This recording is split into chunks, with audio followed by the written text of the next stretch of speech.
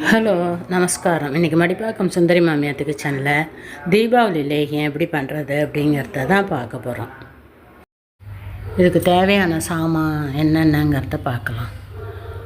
நான் பிரசவ லேகியமாக இருந்தால் இன்னொரு 5-6 சாமான் கூட போடுவா. நம்ம தீபாவளி லேகியம் தான் பண்ணுறதுனால இந்த பொருட்களே போதும். சுக்கு 50 கிராம், சித்திரத்தை 50 கிராம், அரிசி திப்ளி 50 கிராம், கண்டத்திப்ளி 50 கிராம், ஓமம் 100 கிராம், தனியா ஒரு கைப்பிடி அளவுக்கு தான், மிளகு ஒரு 50 கிராம்.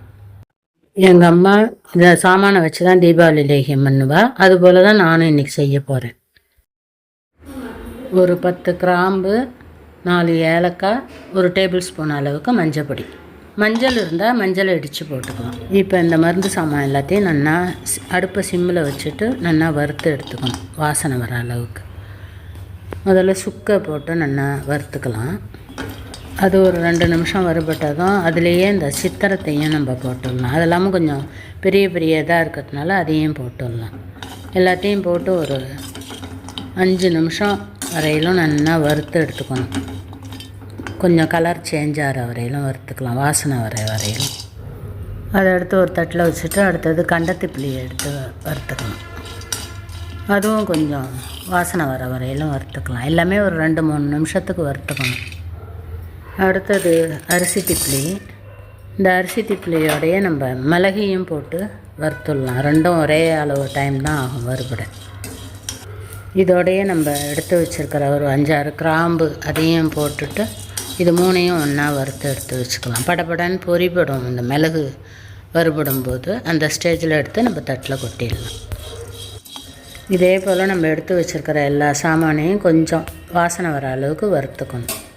இது புள்ளப்பெத்த ஆளுக்கு கூட கொடுக்கலாம். இதே மாதிரி லேகியம் பண்ணி புள்ளப்பெத்தவாளுக்கு ரொம்ப நல்லது. இது கொடுக்கறதே இடுப்புக்கு பலம் அப்படின்பா.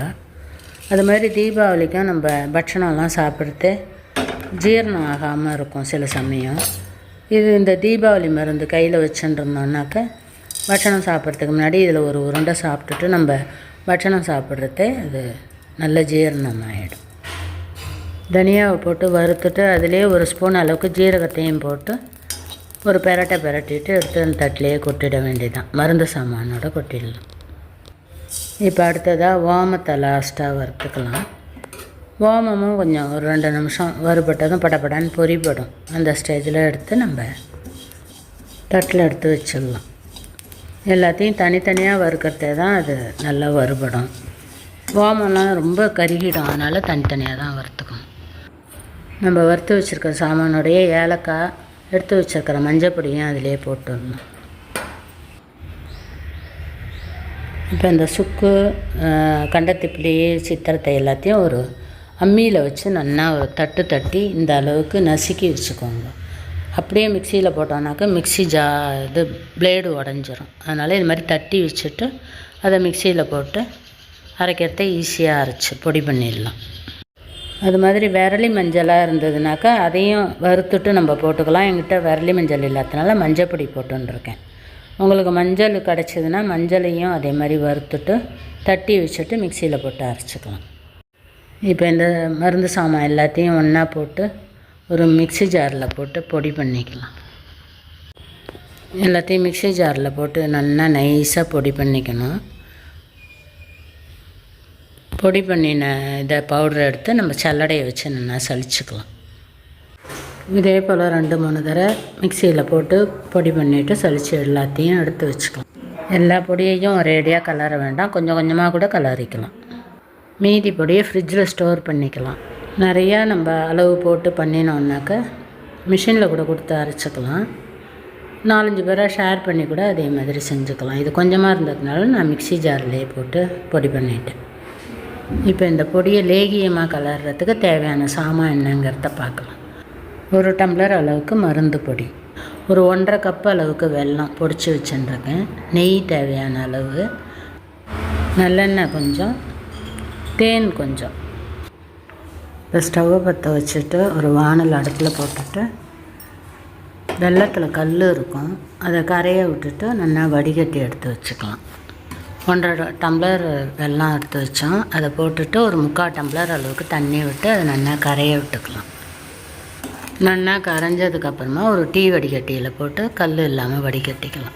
இப்போ அதே வானலில் நல்லா கல் இல்லாமல் அலம்பிட்டு அதிலே வடிகட்டின வெள்ளை கரைசலை போட்டுட்டு நம்ம எடுத்து வச்சுருக்கிற மருந்து பொடி 1 டம்ளருக்கு எடுத்து வச்சுருக்கோம். அதை எடுத்து அந்த வெள்ளை கரைசலில் போட்டுக்க வேண்டியதுதான். மருந்தை போட்டு நல்லா கரண்டியால் நல்லா கரைச்சி விட்டுக்கணும். அந்த வெள்ளை கரைசலில் கட்டி இல்லாமல் நல்லா கரைச்சிட்டு ஒரு 2-3 நிமிஷத்துக்கு நல்லா வேக விட்டுக்கலாம். அந்த வெல்லம் கரைச்ச தண்ணியிலே நல்லா வெந்துடும் அந்த மருந்து. கொஞ்சம் இந்த ஸ்டேஜில் ஒரு 2 ஸ்பூன் அளவுக்கு நெய் விட்டுக்கலாம். அடி ஒட்டாமல் வரும். அப்போ தான் நெய்யை விட்டுட்டு ஒரு நிமிஷத்துக்கு கலரிட்டு அதிலே ஒரு 2 ஸ்பூன் அளவுக்கு நல்லெண்ணெயும் விட்டுடணும். விட்டுட்டு அடியில் லைட்டாக ஒட்டுற மாதிரி இருக்கிற ஸ்டேஜில் ஆஃப் பண்ணிடலாம். கொஞ்சம் இறுகிடும். அந்த ஸ்டேஜில் ஆஃப் பண்ணிக்கலாம். அதுக்கு மேலே இருந்தால் ரொம்ப அப்புறம் இறுகி லேகியமாக இல்லாமல் கமர்கட்டு மாதிரி ஆகிடும். அதனால் ஓரளவு லிக்விடாக இருக்கும்போதே ஆஃப் பண்ணிவிடுங்க. அது ஆற ஆற இறுகிடும். இப்போ இந்த லேகியத்தை ஒரு தட்டில் எடுத்து போட்டுட்டு கையில் தடவி பார்த்தோன்னாக்கா ஒட்டாமல் இருக்கும். கொஞ்சம் ஆற விட்டு உருட்டி பார்த்தோன்னாக்க கையில் ஒட்டாமல் உருட்டுறதுக்கு வரும். ஸ்டவ் ஆஃப் பண்ணிட்டு ஒரு 2 நிமிஷம் ஆற விட்டுட்டு அதில் கொஞ்சம் தேனை விட்டு கலந்து வச்சிடணும். அப்போ தான் இறுகாமல் இருக்கும். இந்த லேகியம் ரொம்பவே உடம்புக்கு நல்லது. இது உடம்பு வலி, கோல்டு அந்த மாதிரி இருக்கும்போது கூட இந்த மாதிரி ஒரு லேகியம் பண்ணி சாப்பிட்டோன்னாக்கா உடம்பு வலியெல்லாம் சரியாக போயிடும். இந்த கண்டத்திப்பிலி உடம்பு வலியை போக்கும், சுக்கு வாய்வை கலைக்கும். இந்த மாதிரி சித்திரத்தை தொண்டைக்கு ரொம்ப நல்லது. நெஞ்சில் சளி இருந்தால் அதெல்லாம் கரைச்சிடும் அப்படின்பா சித்திரத்தை. அந்த மாதிரி அரிசி திப்பிலி தொண்டை கரகரன்னு இருக்கிறதெல்லாம் சரி பண்ணிடும். தனியா பித்தத்துக்கு ரொம்ப நல்லது. அது மாதிரி எல்லா சாமானுக்கும் ஒரு மருத்துவ குணம் இருக்கிறதுனால இது தீபாவளிக்கு தான் சாப்பிடணும்னு இல்லை, வெறும் நாளில் கூட சாப்பிடலாம். பண்ணி வச்சுன்னு கொஞ்சம் கொஞ்சம் சாப்பிட்டா உடம்புக்கு ரொம்ப நல்லது. இதுபோல் நீங்களும் செஞ்சு பார்த்துட்டு எப்படி இருந்ததுங்கிறத கமெண்ட்டில் சொல்லுங்கள். லைக் பண்ணுங்க, ஷேர் பண்ணுங்க, சப்ஸ்கிரைப் பண்ணுங்கள். தேங்க்யூ.